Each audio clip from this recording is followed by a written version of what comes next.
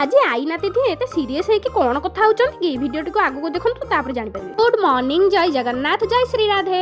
आज सकाळु सकाळु उठी नुआ वर्ष रे नुआ आरंभ करबा पईका मु स्टार्ट कर देइथिली मोर योगा प्राणायाम, शरीर को सुस्थ रखिबा पई किछि समय निज पई। तापरे आमे गाधेई पाधेई बाहरी पडिथिलु घर को जिबा पईका। आज मते घर को जिबार थिला, सेथि पई खुशी रे मो पाद तळे लागु नथिला, काहे कि ना दीर्घ गोटे मास परे मु घर को जाउतिली। सकाळ आसी 11टा हेलानी किंतु कुहुडी एबे पर्यंत छाडी नै कि शीत मालो मा।